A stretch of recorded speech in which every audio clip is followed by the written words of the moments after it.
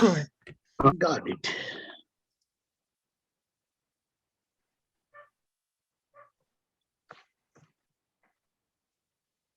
And for tonight, we're going to ask that you type your questions in the chat. So if you move your cursor down, you'll see down at the bottom of the page or bottom of your screen, about in the middle, it says chat.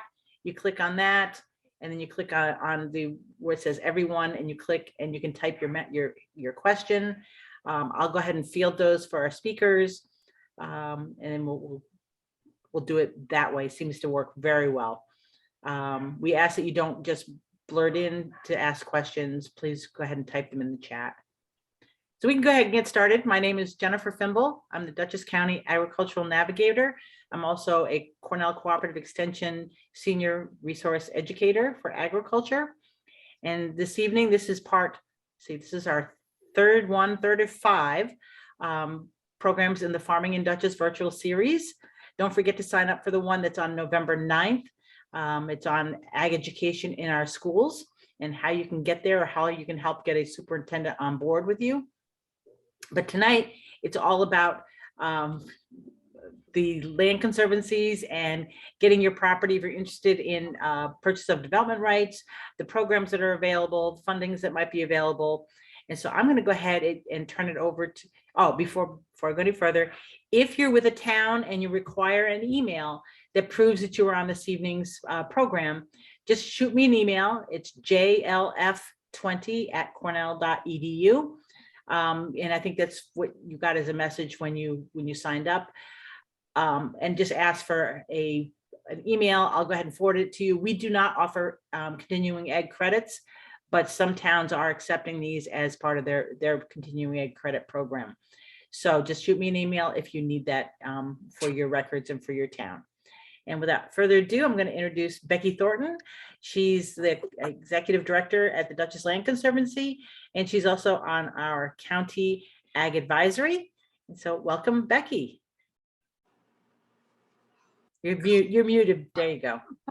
There you go. Thanks, Jen. Yeah, I thought I unmuted myself and then I noticed that I hadn't. Anyway, welcome everybody. As Jen said, I'm Becky Thornton, and we have a great group of speakers here tonight. And we want to make this somewhat informal, so please feel free to chime in and if you have a question along the way, or maybe Jen wants us to wait. But I would like to start by introducing our speakers. Starting with me, as Jen said, I'm the head of the DLC, or the president, and I have been with the DLC for a long time, over 30 years, and have seen a lot of changes over time. And with us as well, we have Aaron Hoagland, who is our DLC's Director of Conservation. We have Owen Rafter, who is Dutchess County's Commissioner of Planning, who we partner with often on projects. We also partner with Scenic Hudson, and we have Mike Knutson here, who's the Senior Land Project and Conservation Easement Program Manager for Scenic Hudson. And then you can't have a session talking about farming and purchase of development rights without having a farmer. So we're thrilled to have Kenny Miglarelli.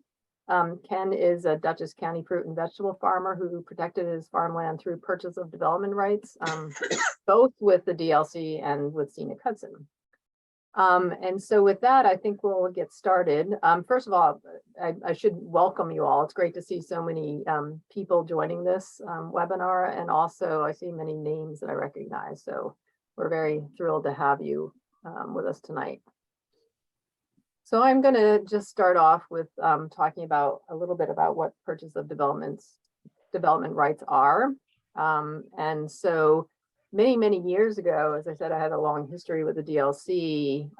We talked to a lot of farmers about, well, of course, my dogs will bark now, but we talked to a lot of farmers about, how, opportunities to keep their land open. And there weren't programs really available to pay farmers to buy development rights until like the late 1990s, early 2000s. And when the money was available, it wasn't very much. And so over time, the nice thing is we've seen the amount of money available grow, as well as the interest by farmers. Aaron, can you skip to the next one? So DLC has been in existence since 1985, and we work not only to protect farmland, but to protect scenic views and wetlands and water courses and habitat, essentially pretty much all of the resources that you might think about that have to do with land. But we do also have a really strong program that focuses on agriculture. And so since our inception, we've now protected over 46,000 acres. One of our key projects that we partnered with Scenic Hudson on that just closed recently is the Bonnecue Preserve, which is originally part of Raleigh Farm, for those of you who know it, a 1,250 acre property. Go to the next one, Aaron. In terms of purchase of development rights, I'll talk about exactly what it is in a minute, but as I mentioned, when funding first became available, we wanted to get right in there and raise some money to protect the farm. And so the first farm that we worked on was the Mead Orchards in the town of Red Hook. And the Mead family wanted to raise some capital so that they could buy the farm that abutted them so that they could expand their business. And so that was a really exciting project for us. We were successful in helping the Meads by buying their development rights on their original 100 acres, and then they used that money to buy the neighboring farm, which they then later protected as well. Since that first project, we've closed 43 purchase of a development rights project on over 6,000 acres. We have 6 more in the works, and in total, we've raised about $43 million. And that money comes from several different sources. It may come from federal, state, county, town, and private sources. And so what we do is we try to match, we always have to match money because no funding source will fund 100% of a project. So we match different sources with different sources depending upon what project is before us. Go to the next one. And so why farmland protection? And I leave this to Kenny to talk more about why he chose to do it. But farmers, from the farmers that I've worked with and talked to over the years, the farmers love their land, and it's not only an asset to them, a financial asset. It's something that's part of their family, part of their heritage, sometimes part of just who they are. And but the land often is also a majority of their equity. And so, one of the ways to help farmers either reinvest in their business, or like I said, the Meads did, they bought an adjoining, expanded their business by buying an adjacent farm, or sometimes, there are families who want to transition the farm from one generation to the next, or, to buy some new equipment. One option for farmers is to sell their development rights. And it doesn't mean that they have to sell all their development rights. It means that they sell a portion or a majority of their rights. And it means that they still own the farm. They can still farm it as they normally would. And they still, use it in the manner that they would, but they get some cash flow. They get a capital payment, which then they can use in any manner that they so choose. You want to go to the next one? So you might think, well, how is this valued? So when we buy the development rights on a piece of property, it's essentially we're buying what's called a conservation easement. And a conservation easement is a restriction that goes on land and it stays on the land in perpetuity. And so that restriction, by getting rid of your development rights, that there's a value to that. Imagine, if you put your property on the market today, say you own a 100-acre farm, you put it on the market today, somebody's going to pay you a certain dollar value for that. So when we're doing an analysis of what development rights cost, the appraiser first has to value the land as if you were to put it on the market today. And then they do a second valuation and they say, okay, if this 100-acre farm always has to stay as a farm, you can have more agricultural buildings, you can have farm labor housing on it, you can pretty much do those things that you need to ensure you can continue to farm it, but you can't subdivide it. You can't you can't sell it to a developer who's going to chop it into lots. So the second value is, okay, what is the value of this property as a farm? As if it's going to stay a farm in perpetuity. So you can imagine if you can sell it for development, maybe it's worth 10,000 an acre. But if it's if it always has to stay a farm, maybe it's only worth 4,000 an acre. And so there's a difference between those two values. The 10,000 before minus the 4,000 after, that leaves $6,000. So that $6,000 is what a farmer could potentially get paid to sell their development rights.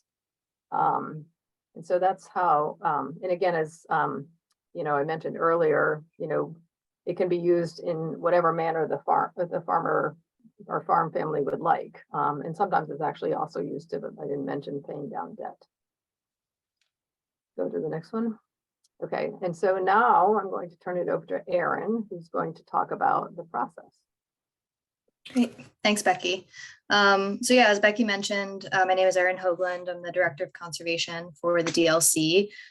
So myself and our land projects manager work really closely with farmers throughout this PDR process, kind of from start to finish. So as a first step, what we'll do is run an in-house resource analysis just to get a sense of, what we're looking at on the property in terms of natural resources, what structures exist, do you have steep slopes and farmland soils, and do you have kind of really concentrated farmstead area or farmstead complex? And that gives us just a general sense of what we're looking at, and kind of gets the wheels turning on all of the things to come to, make these applications to these public funding sources and just get a sense of what the farm is like. So then we'll meet with farmers, and we really want to know, from the landowners at this point, what are the current uses of the property?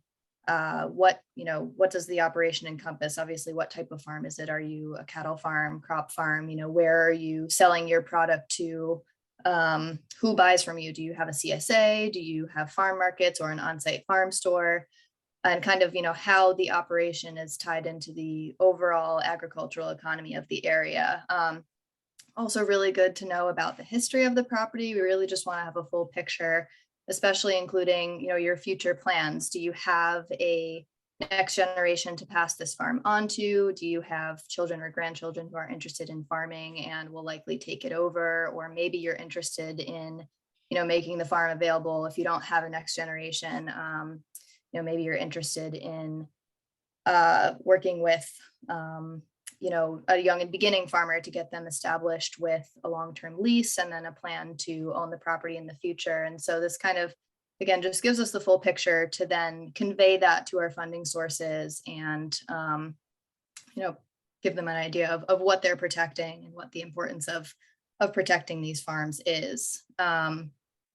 So a big part of that process is also developing a kind of preliminary site plan. I mentioned understanding where you have agricultural structures on the property, and where would we establish a farmstead area, essentially a building envelope, a spot where you could build that out in the future for whatever you may need. And we do really like to think in perpetuity because these conservation easements run with the land.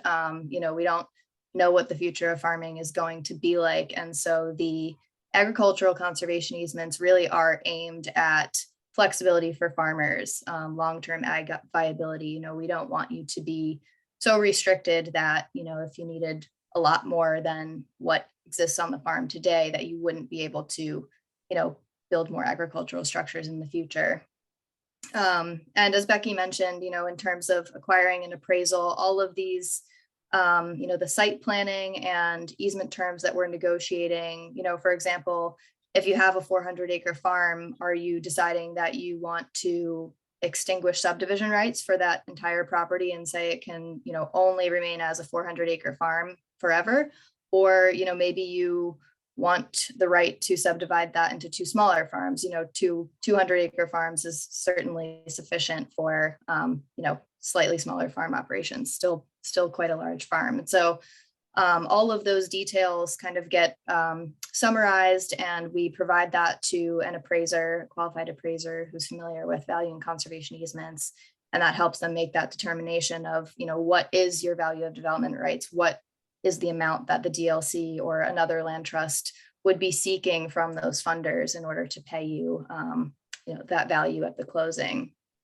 And that's really the first step, acquiring the appraisal after we've done that, background conversation with you, because, that's obviously in a lot of cases a determining factor. And if you get your appraisal and decide, maybe this isn't what you expected and you decide not to move forward, at that point, we do have projects come back around, but we always, want the farmers to feel like this is a good, financial decision for them and for their future. And if you decide to move forward at that point, we've established the value for which we can start seeking funding and making applications. And so just continuing with the process, I'm going to jump down to this bottom bullet here because I do want to be transparent about the fact that this is not a quick process. We typically tell landowners it takes a minimum of 2 to 3 years to complete a purchase of development rights project. And part of the reason for that is, as Becky mentioned, no one funder provides 100% of the funds. And so we're tasked with, matching these programs together, figuring out what percentage from each program makes sense, depending on, what their priorities are and how the project is competitive. And so the bulk of the upfront work is, our land project staff, their time to write the narratives, come up with the budgets, and really just put together this application to, provide to the county or the state or Scenic Hudson, whoever we're working with. And, those funding cycles are not always aligned. We've been lucky in that the state has pretty much been reliable in putting out a funding round once every other year. And then the county, for the most part, once a year at minimum, sometimes more. And so it's just a matter of, maybe we're applying for the county's funding in 2022, but we may not have an opportunity to match, find that match funding until 2023 or 2024. And so it's a bit of a waiting process.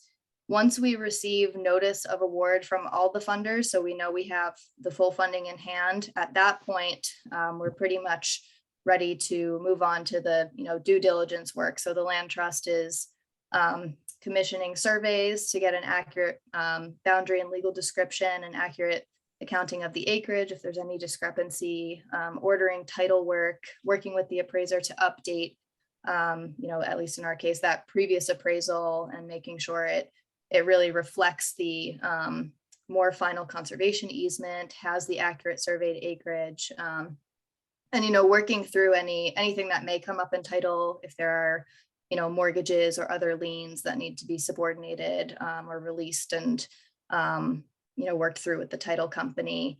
And then we also have typically a 2-stage review with the Department of Ag and Markets, New York State, and there's a review process with the county. And really, with any funding source, they're going to want to have all of that due diligence in hand for their sign off as well. And so we're working through that process. So really from the receipt of award, and if we're working with the state, the finalization of our funding contract, we typically say it's about 18 months from that point until we're able to close, kind of keeping within that 2 to 3 year window. And then, of course, the land trust will typically have its board review and approve their easements as well.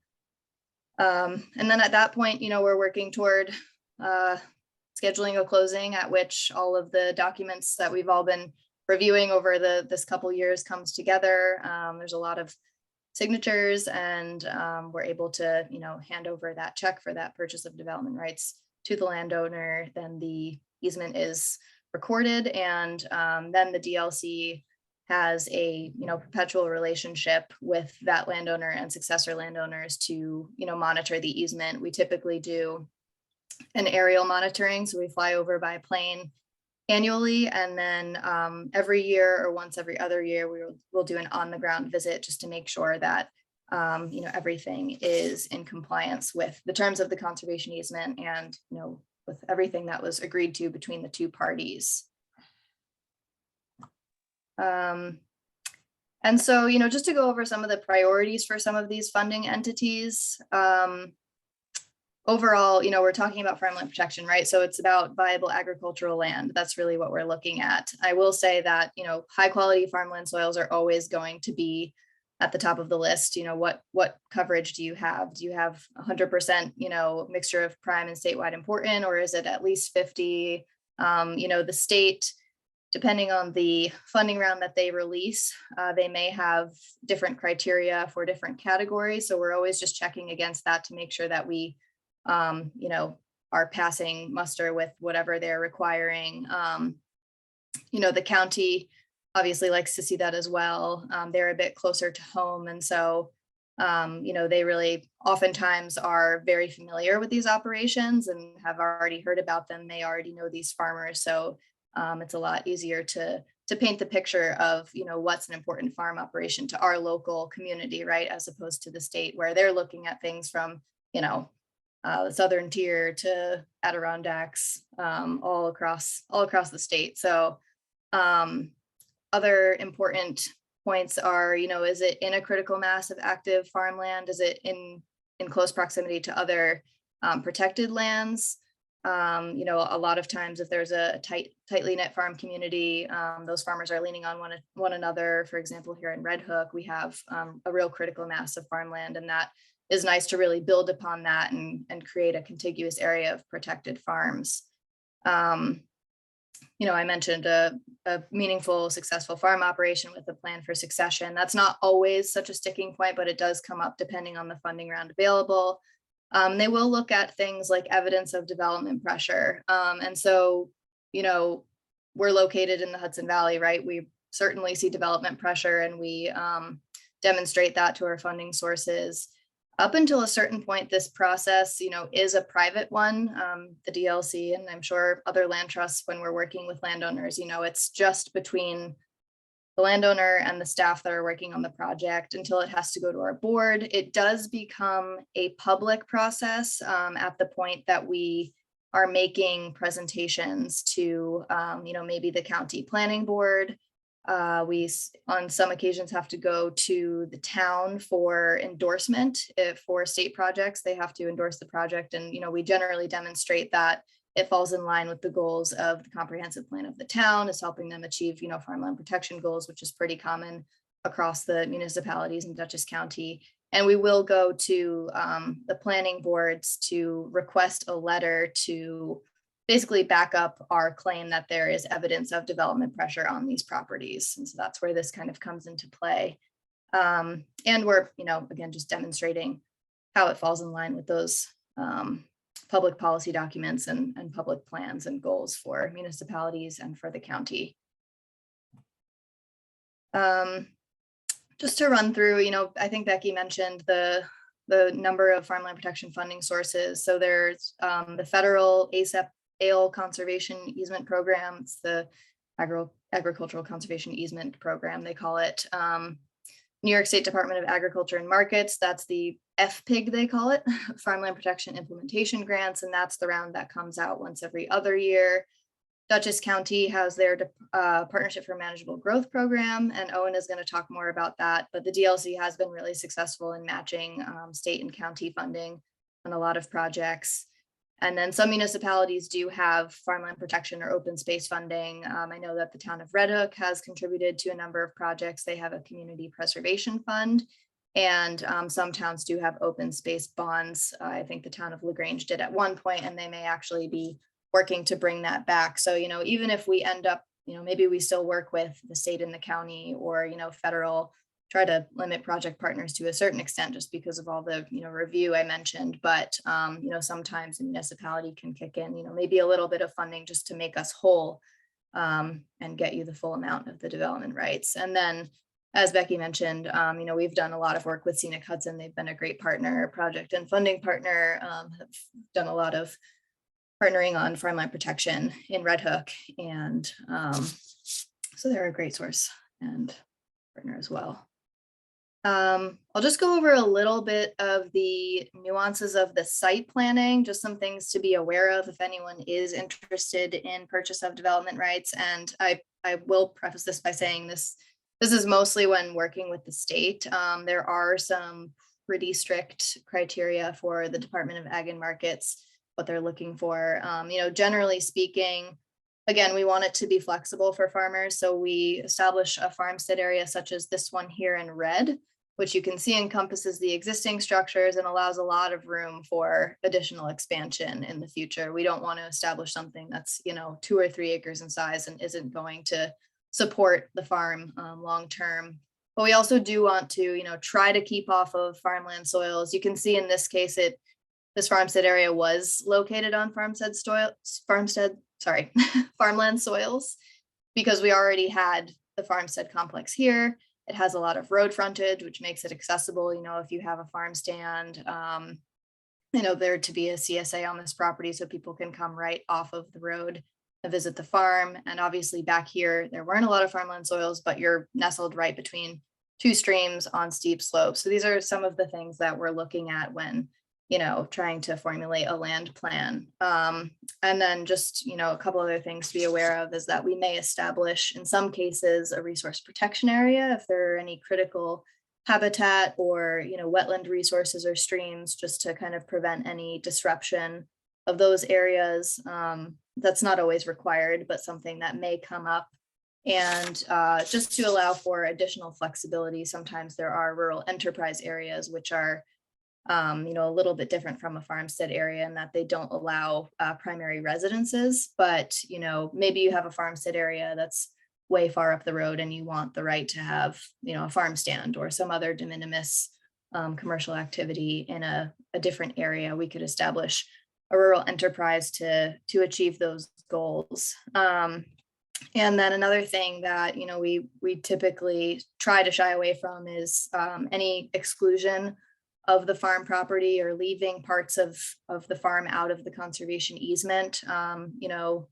Just something we've run into where the state is, faced with mitigating what they call negative farmer non-farmer interactions and things that result as, the right to farm complaints. And so they generally try to limit those interactions, and they feel that leaving parts of the farm out may lend itself to that. And then the last thing I'll mention is just that generally, what these are trying to achieve, again, long-term farm viability, the site planning will likely center around, or I guess stray away from, the creation of, second home estate type site planning that would be attractive to non-farm buyers. So the idea is that, we're trying to limit the house on top of the hill that's directly in productive agricultural land that would likely result in someone, potentially taking it out of not being conducive to a farm buyer. And then these are just a few of our recent PDR successes, projects that have closed in the last couple of years. I don't know if any of these are familiar to anyone, but again, we've had a lot of farmland protection opportunities through the state and the county and scenic Hudson. And these are some of those projects, and these are projects in the works. So these all have funding awarded and are at different stages, but the 6 projects that we hope to close over the next year and a half or so. And I think that's it from us. I think the idea was to do questions at the end, so I won't prompt questions if that's not what we want to do right now. Great. Thanks, You Erin. can ask, there could be a few questions. Sorry, that's my dog's turn. You can ask questions now if you'd like. I have a question. I think I'm unmuted. No, you're not we on hear mute. you. Go ahead. So when you do the site planning process for these projects, do you also go through the town's planning board site plan process while you're doing all this, so that it all gets tied up in a neat bow and everybody knows what's going on? Yeah, that's a good question. We don't go through the site planning process with the town. The conservation easements ultimately, ultimately town zoning is going to rule if our easement permits something that the town wouldn't approve or, isn't in line with the zoning. That ultimately will be the deciding factor. You know, there are things that landowners have to come to the DLC for permission for or prior notice. But ultimately, you know, our easement wouldn't trump town zoning. And all of this is really just for future, like exercising future rights. So none of the, you know, subdivisions are being acted upon at this time. It's really just reserving the right in the conservation easement. And so I hope that, I don't know if that answers your question. Becky, it seemed like you Yeah, unmuted. I don't know if you wanted to add well, anything. It answered it partially. So the main thing I'm worried about is something like sewer and water, because towns might be putting in sewer and water, and you wouldn't know that now you have a land conservation easement on this where you're only having a farm and it'll never be anything more. So they can't think of the piece of property as more than, you know, one lot or two lots eventually in the future. And also, you know, when you sell your lot, say there's not a homestead on it, and then you sell it, but you have on your site plan a homestead, would it have everything like the Dutchess County Health Department and all that stuff, or would the person you're selling the farm to have to go get that? Yeah. So Good question. if there's not a, I mean, if there's not a home on it, so when we're doing these projects, the farmer usually owns the land and retains the land. And so, you know, if there's no house on it and they want to build one, usually they, you know, ensure that that's included, you know, in their site planning. If they were to sell it and it had no house on it, it would be just like any other property that was sold. That, you know, that buyer who wanted to build a house would have to go through health department approval. But when you were talking, you were saying that in that site plan process during the land easements, that you were looking at it for far in the future. So if you were going to, you know, put farm buildings or a homestead on it, that was all during that process. So well, it permits those to be built at some point in the future versus you don't have to do them now, and you don't have to sort of go through the town process. You do that at the time that you build them, because you never know, the town process could change. And so you want to do that when you build. Are we answering am I answering the question? yeah, we're good enough. Okay. We might want to move on, Jen, and maybe answer more later, so we make sure we have time. I was just gonna say that Owen had raised his hand. So there are two questions in the chat box, but we can get back to those when we're done. So let's go ahead and move on to our next speaker, Becky. That would be great. And we'll get to everybody's questions at the end. Okay, great, thanks. So we'd like to move on to Owen Rafter, who is the Commissioner of Planning for Dutchess County and a wonderful partner, as I mentioned earlier, of DLC. For many years, we've done, I don't actually have the tally in front of me, but of those projects that I listed earlier, a majority of them are partnerships with Dutchess County. And so I turn it over to Owen. So good evening, everyone. As Becky mentioned, my name is Owen Rafter. I'm the Commissioner of Planning and Development for Dutchess County. And tonight I'm going to present on the Partnership for Manageable Growth program. Just for clarity's sake, the program started in 1999. It was a result of the farmland protection plan that was done. It helps us implement the farmland protection plan and also our centers and green spaces, or the Greenway plan. So there's three categories under our Partnership for Manageable Growth program. There's open space and farmland protection, municipal planning grants, and water and wastewater facility development grants. I am going to focus this evening just on the farmland protection grants.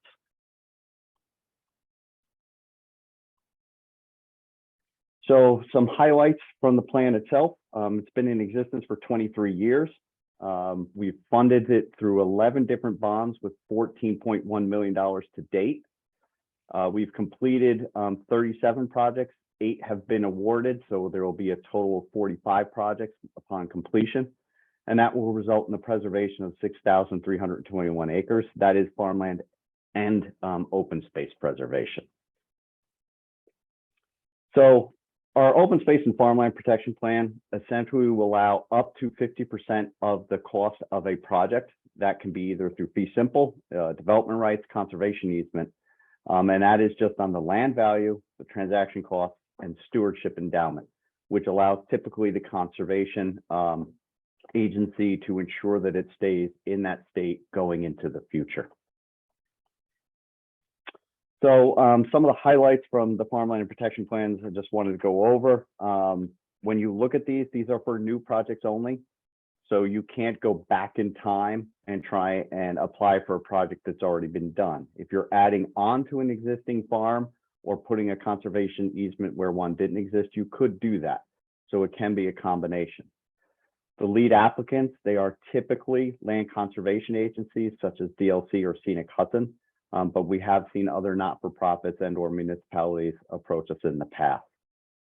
It is the land interest only, so we do not include the value of the buildings when we evaluate that value of that 50% cost.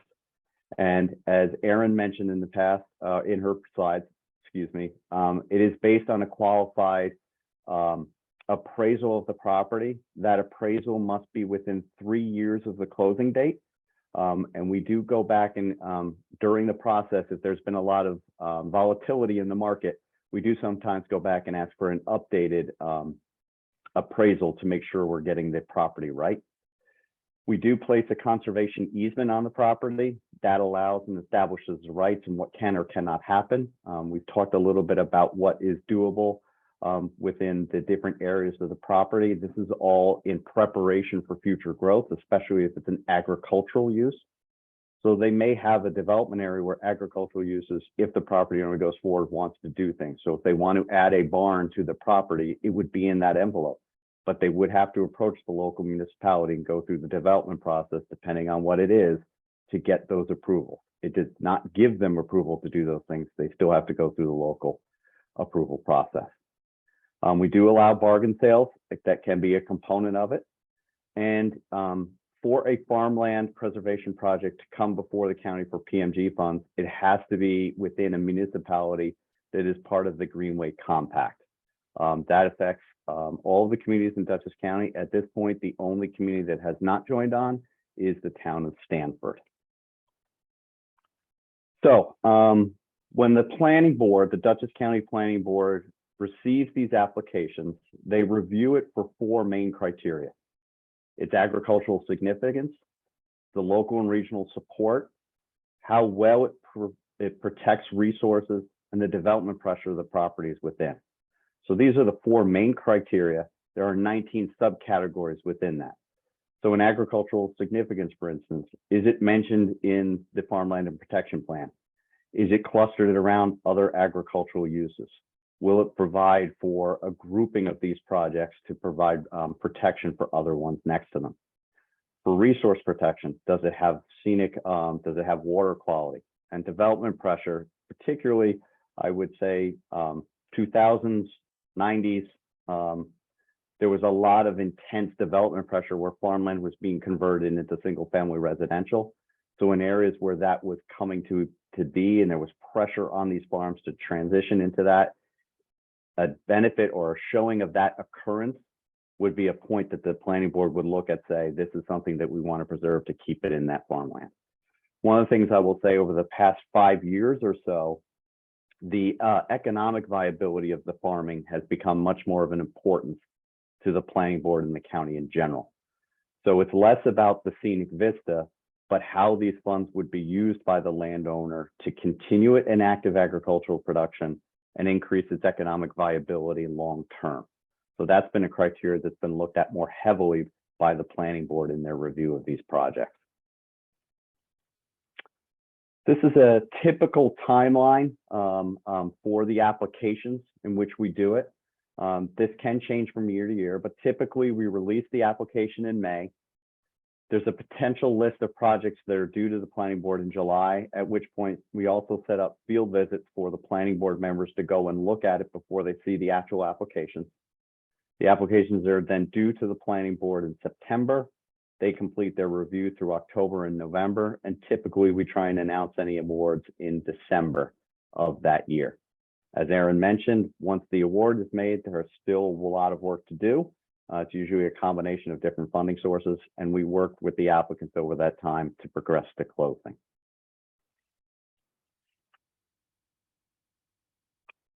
So that is a quick overview of the Partnership for Management Growth Program. On the screen is a website link in addition to my phone number and email address. We will be posting these on the Planning Department website, so you'll have availability of these in the future. But that website link will give you direct access to the Partnership for Management Growth Program. You can see all the projects we've completed and some of the project guidelines and more specifics on that program. Thank you. Great, thanks, Owen. So back to Jen. Should we allow a couple of questions for Owen before we move on, or should we? There was one question that really pertains to Owen, I think more than it does to you guys. It's from Chris. Hello, at what point in the county planning approval process does the project become transmitted to the town planning board? Are the town planning comments taken into consideration? So the Partnership for Management Growth Program is not a referable action under the 239 process. So it would not go in front of a local planning board because it's not actually doing development of any side. So there's not an approval for construction. There's not an actual subdivision of the property. So the local planning board wouldn't have any review of that action. So the purchase of the conservation easement would not go in front of the local planning board. I can jump in on that. I think that may have been a question on something I had said. I had mentioned, it's between the landowner and the land trust until we have to make it public. I think one of the, public meetings that we present to Dutchess County is the county planning board meeting. Am I correct in understanding that that is technically a public meeting, Owen? Is that It is a public meeting, Okay. yeah. But for local planning boards, it does not Right. go in front of them. Yeah. Yeah, so that's one when we're working with the county, and then for the state applications, before we apply, we would have to make a presentation to the town planning board for a letter of endorsement. And so that's pretty early on. And the town board endorsement is taken into consideration. If they don't provide a letter of endorsement, if I understand correctly, I think that's what they consider to be like a fatal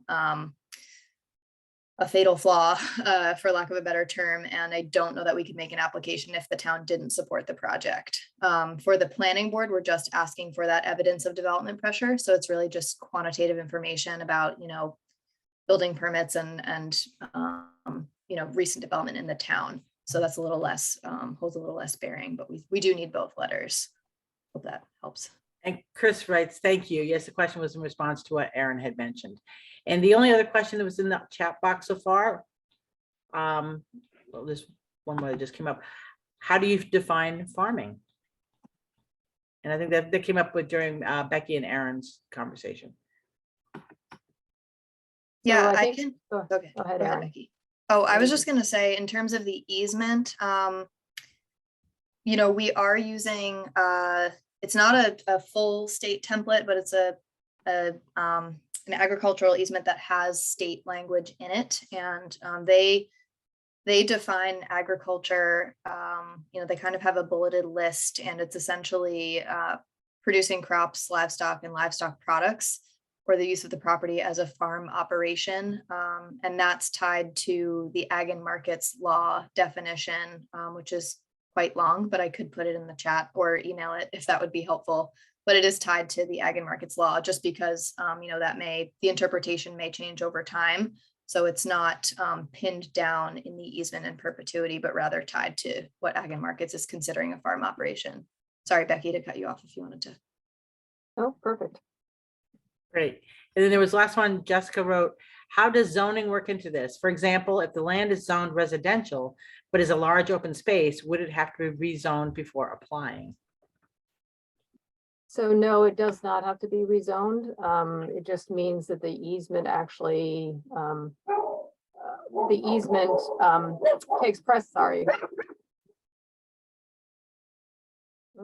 easement takes precedence over what zoning allows. So if zoning's 5 acres, but the farm is protected and has to always stay open, then it always has to stay open.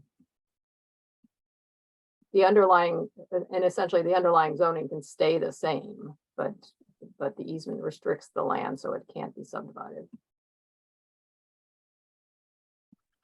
That's all the questions we have. So our next speaker, I think, is It's Go ahead, Ken. Becky. We'll move on to Ken and hear a story from the farmer perspective.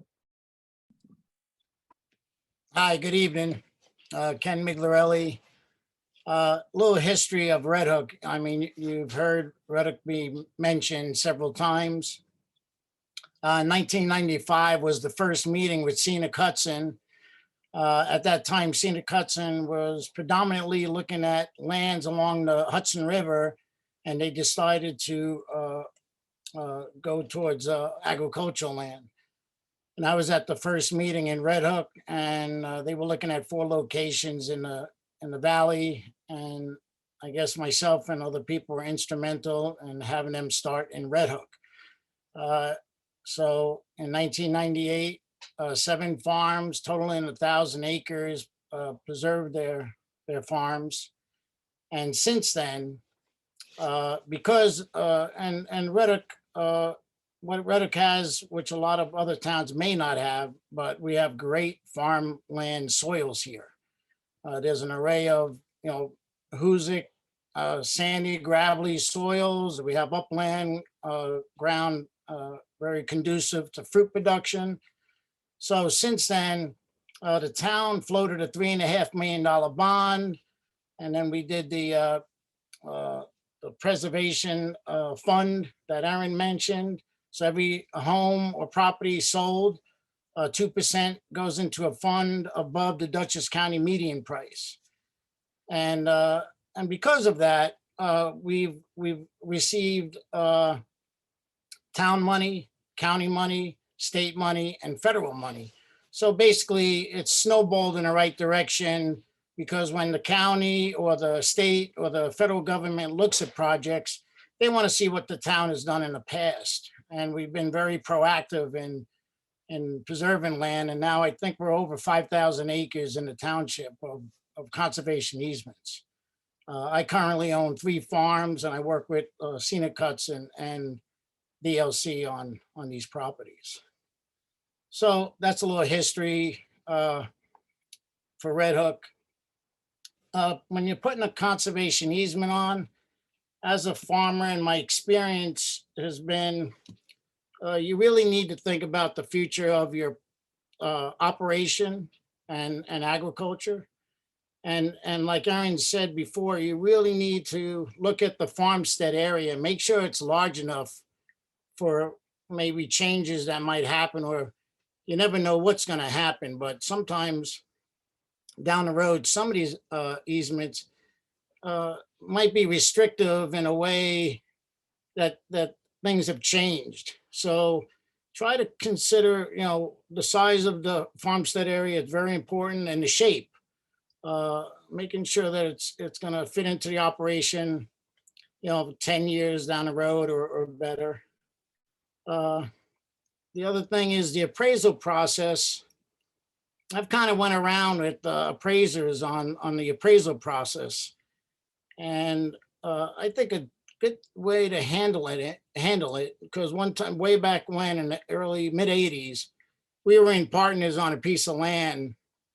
And to buy out the partner, we basically got 3 appraisals, and then averaged those appraisers.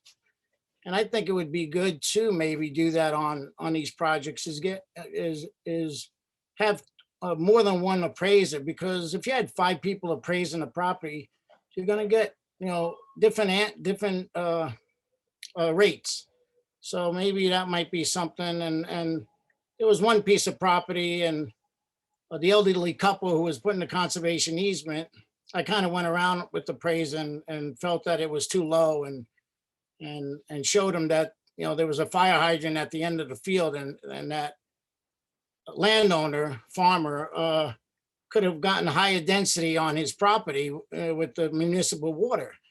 And he actually increased it by, I think it was close to $1,800 an acre, just because of my conversation with him. So that's an important process right there, to get the most, especially for bona fide farmers, people who are really looking to, exactly what Becky and Aaron said, get those monies and either pay down debt or expand the operation or buy new land. But, I'm all about preserving land. And when I saw the first wave of development happening in the 90s, it really was heartfelt for me to watch some prime farmland go into development. But I still think this, the putting the conservation easement is a short-term solution to long-term, which is not taking care of the long-term issues or problems with agriculture. And it would be nice if these land conservation agencies, I know they lobby a lot down in Washington and up in Albany. It would be nice if they lobbied for bona fide farmers on key issues that are really affecting agriculture. And I know I'm kind of stepping out of the envelope with talking about other things other than land preservation, but it's important because there's some real issues coming down the pipe, especially on the state level, that are really going to have an impact on bona fide farmers. And when I say bona fide farmers, it's it's farmers who wake up every day and worry about the bottom line and keeping their operations in the black. And so that's a concern of mine. But other than that, I mean, I feel preserving farmland is very important for the future generations and keeping things open and so when things do change 10 or 20 or 30 years from now, the land will be there for the next generations. Thank you. Great, thanks, Ken. I think we have before we move on to Mike, we have some time for questions for Ken. So I have one from Jessica. What are some of the problems you perceive coming down the line for farmers?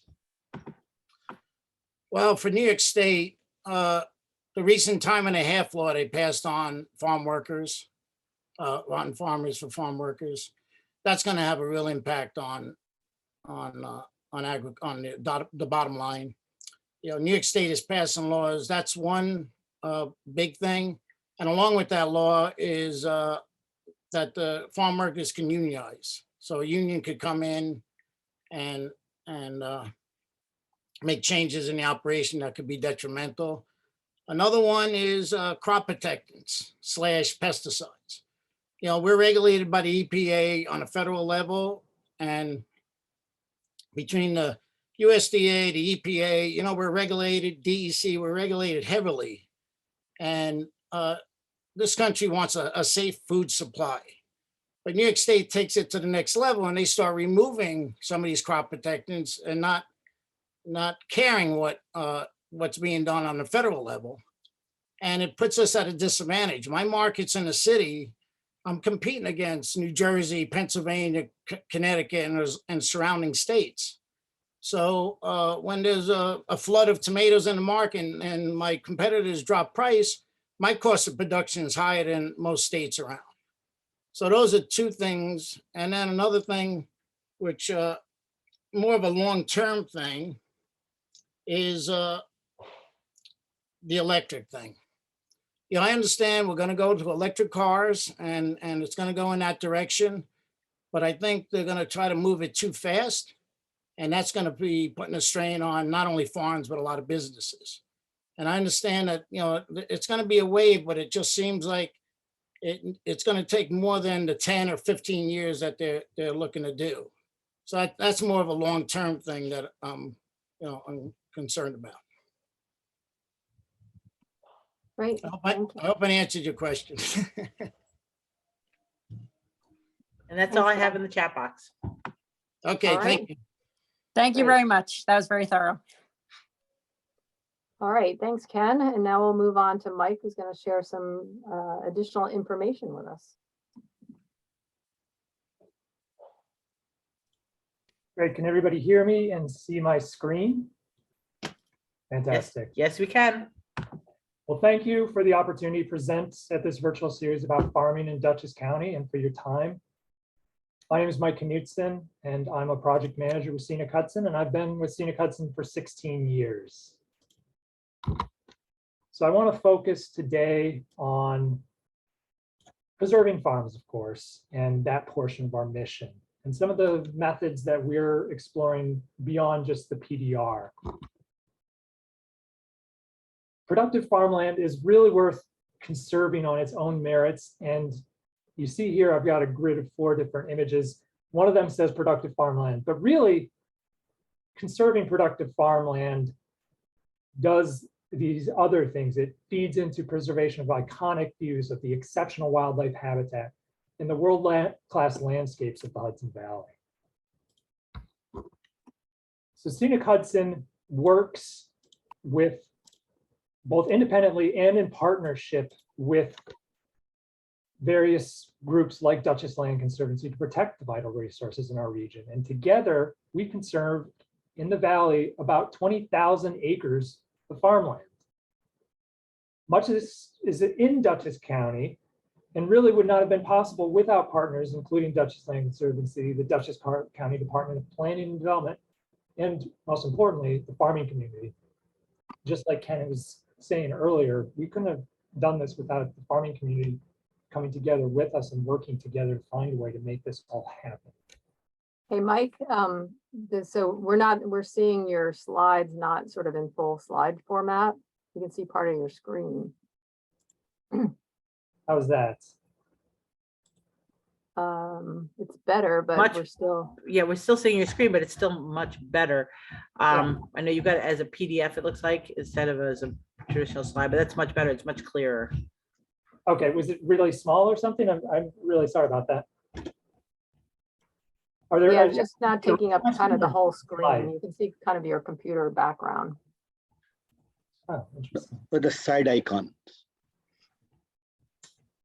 Let me try sharing again. I'm so sorry about that. How is that? Is this any better? That's the same, but it is pretty clear, I guess, versus you trying to, I don't know how to do this myself, so I can't instruct you. I think you've got it as a PDF rather than as a regular PowerPoint, correct? And that's the problem. I'm so sorry. That's all right, that's you can- fine. I fine. think you can still do a PDF. Aaron, do you know how to do this? I think I only just learned how to do this. I think possibly the view tab at the top. Top left. Let me see right now. I will try to pull open the original presentation and see if I can do that as a slideshow. Yeah, it looks like it was screenshot. Okay. Try. Thank you for bearing with me here. I'm so sorry. While you do that, Mike, I was just gonna jump in because I did fail to mention just one key thing. Just so you all know, the costs associated, for the landowners, for the farmers with doing the PDR process, I won't take much time, but basically the proceeds are subject to capital gains. You would be responsible for your own legal fees, and there is a New York State transfer tax due at the closing on, the value of the proceeds. So just a note on that, and I can answer any questions later if that Yeah. helps. That's This much looks good better, now. much better. Yes. Great. Okay. So sorry about that. That's all right. So let's see, where was I? So just in terms of what guides our conservation work, there's 3 strategic frameworks. We have the saving the land that matters most, which is in pink. And these are the areas that are at the core of our long running campaign, which is focused really on the scenic landscapes and ecological resources at the heart of the Hudson River corridor. And this is, as Ken was alluding to earlier, we were very predominantly focused on that Hudson River corridor. Then we started looking at different conservation strategies. The other 2, the Hudson Valley Conservation Strategy, which is an analysis really guiding protection of biodiverse, climate resilient properties benefiting people, wildlife, landscapes, and local economies. And then lastly, and where I want to focus on again today is in the brown, these are the clusters of farmland in our Foodshed Conservation Plan, which is an agricultural land protection tool for the whole Hudson Valley. So why conserve a food shed? Well, first and foremost, we got to eat. And farms like these in Dutchess County are providing the people of New York City, the Hudson Valley, with fresh, local, and sustainable foods. But it's not just the food. The conserved Hudson Valley farms also help drive a multi-billion-dollar industry in safeguarding wildlife habitats, environmentally sensitive areas like wetlands and riparian forests. So here we can see we've focused in on certain priority areas, and you can see in Dutchess County in particular, we've got the northwestern part and much of the eastern part of the county. And here, I'll just note, and I think other folks have mentioned this, like Owen, that there's a significant risk for conversion of farmland in our region. And there's a lot of pressure for that housing and land in the Hudson Valley. So we've identified a substantial amount of acreage, and 90% of this, nearly 90%, I should say, is not conserved. We've found that the best approach here might be a cluster approach to really reinforce the growing economic sustainability of regional agriculture in areas with the highest productive soil capacity, farmland density, and average farm size. So conserving a regional food shed is really a complex, iterative, and evolving process. And that has caused us to consider two different new approaches in our work to ensure the perpetual protection of agricultural land and those environmental benefits that go with it. So one of those is the preemptive purchase right. And while a conservation easement may prevent inappropriate development, it doesn't ensure that working farmland will stay working. We are unfortunately seeing a lot of non-farmers starting to purchase conserved farmland. And this is one of our attempts to try to address that. So a preemptive purchase right is a restriction on future sales at the agricultural value of the property. And this is a voluntary tool which is on top of a purchase of development rights that DLC described earlier. And again, really to help make sure that the property remains in agricultural use. So how it works, if an owner of a property that's subject to a preemptive purchase right seeks to sell, seeks to sell to a non-relative or a non-farmer, whoever the easement holder is and the holder of this preemptive purchase right has the right to step in and purchase the property for its agricultural use value. And that's determined by an independent appraiser.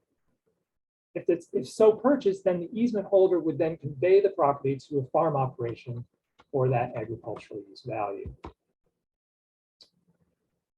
So there's a number of benefits to this. First, it has an impact on the property value and farm operation that can be compensated based on that independently appraised value of those rights.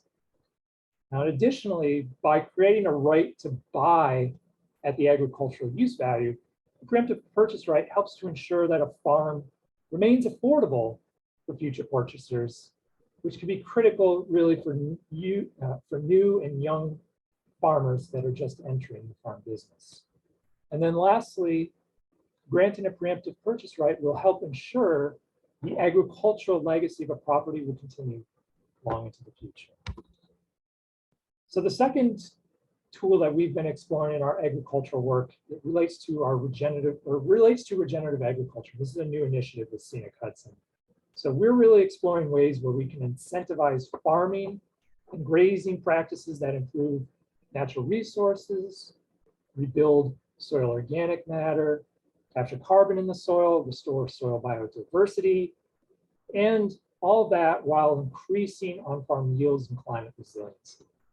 So our goal is to leverage our resources with outside technical and financial assistance to increase adaptation and demonstration of regenerative agricultural practices throughout the whole Hudson Valley, such as cover crops, no-till, rotational grazing, etc.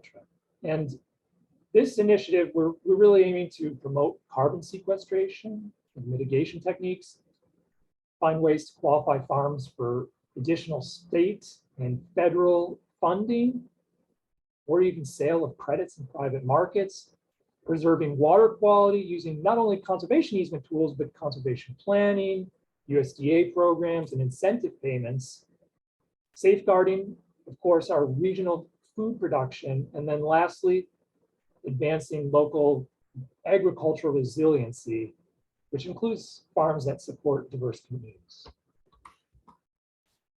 So we have a large food shed plan, and for this initiative, we've really honed in on two different areas. To really narrow the geographic scope.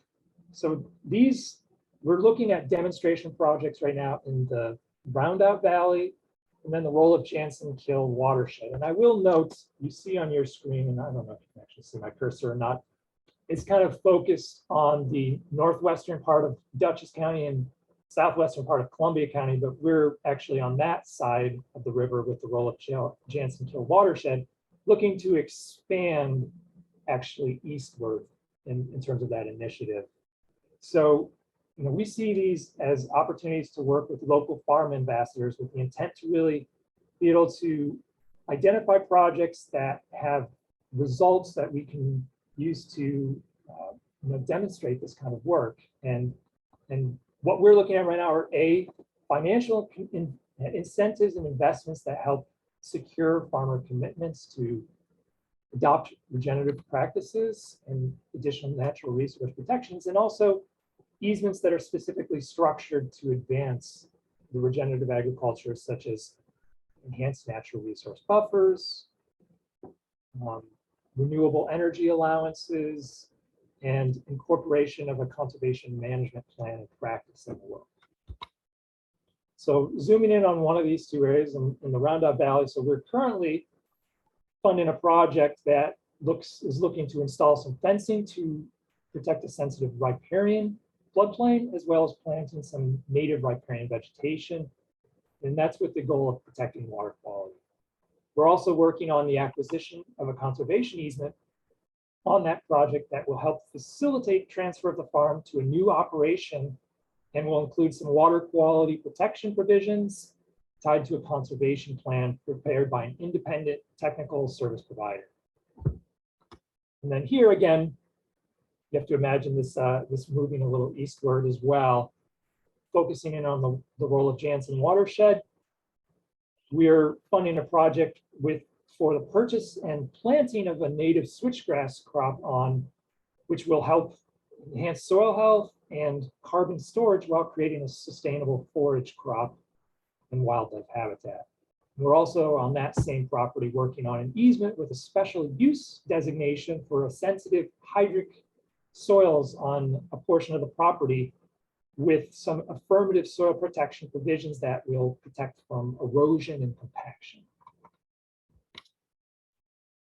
So that's everything I had. If folks have questions, happy to answer those. Thank you very much. Thanks, Mike. Anybody have questions? There are no questions in the chat box, but feel free to unmute yourself and ask a question verbally. And I think at this point, Jen, since we're through all of our speakers, if people want to ask questions of anybody, feel free. Yeah, absolutely.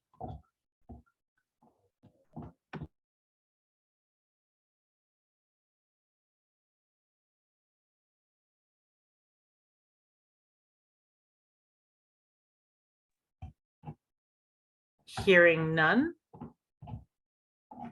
It I just would means say- everybody I do have a question. Go ahead. Hi, sorry. Just thinking about wind farms and solar farms, knowing that solar farms are best located where great farmland is there any discussion about how to work those two things together, or how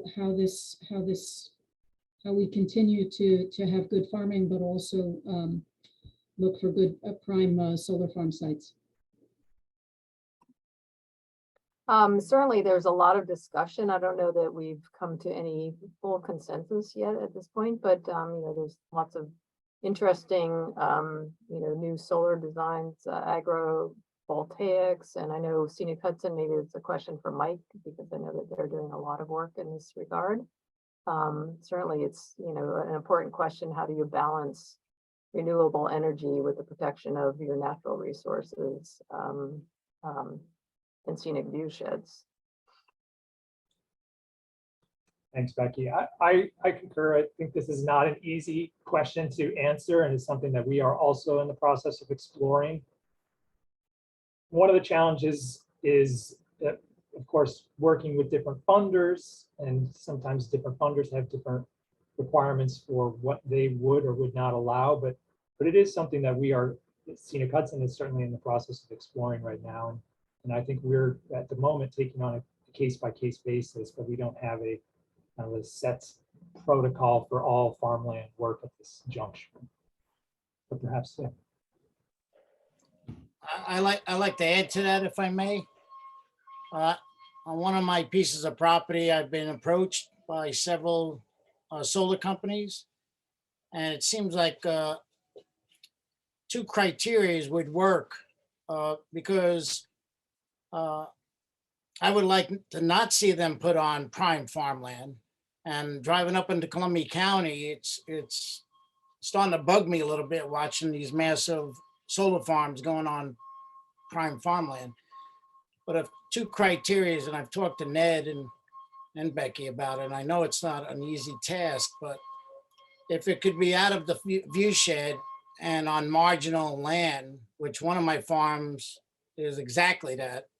It's a 230-acre farm, and the back north end is not seen by the public and is on clay soil.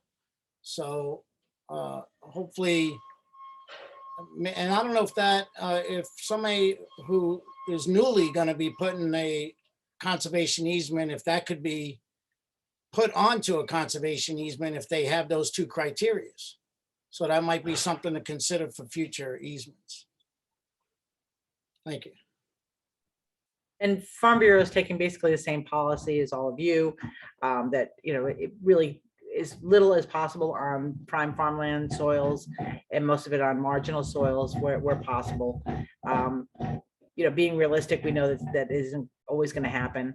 The agrivoltaic studies, it's really just been about either poultry or sheep grazing underneath those solar panels. So, it really doesn't offer a whole lot of help right now to solve those issues. So yeah, we're all in the same boat.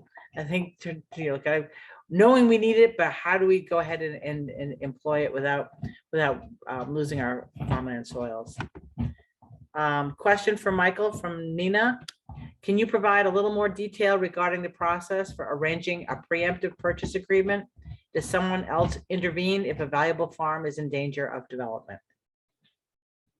Sure. So I will note this is a relatively new tool for us. We've only done a few easements that have a preemptive purchase right. And as a result, there hasn't been an instance with a sale where we've stepped in and exercised this, but how it would work would be, at the time that an owner seeks to sell it to a non-farmer, non-family member, we would have the ability to exercise that and step in and purchase it for its agricultural use value as determined by an independent appraiser.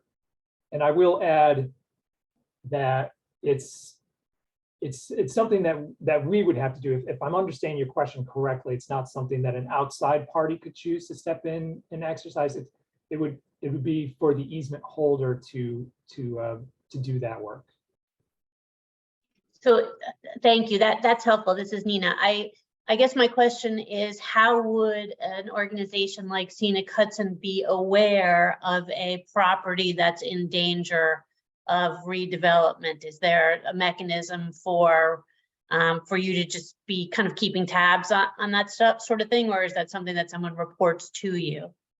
So yeah, in terms of reporting, there's a requirement that any planned conveyance, that the owner has to reach out to us to let us know, hey, I'm Gotcha. looking to sell this to a non-farmer, non-family member. And then, we can have that conversation with the landowner at that time. Okay, understood. That's really helpful. Thank you. Sure.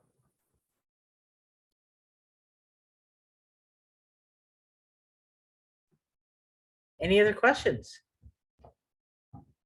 You've got the experts here. This is the time to ask those questions. Okay, hearing none, I hope that you will all receive a link to this recording.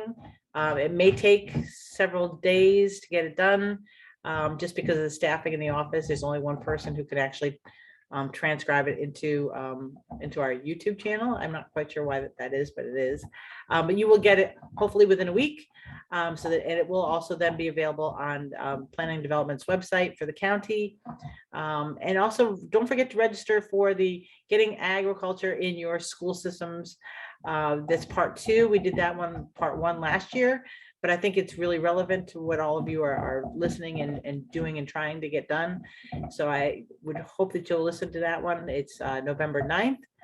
And that's all I've got. Becky, thank you so much for getting everybody together. Michael, Ken, Aaron, Owen. So thank you all. Great job tonight. Thanks, and I forwarded that to Erin's the one who organized this, so she gets the credit. Thanks, Becky. Thanks, everyone. Yes, thanks everybody for participating. Yes, thank you very much. Thanks to the team. Take Have care. a good evening, Good night, everyone. everyone. Bye-bye. Good night. Thank you.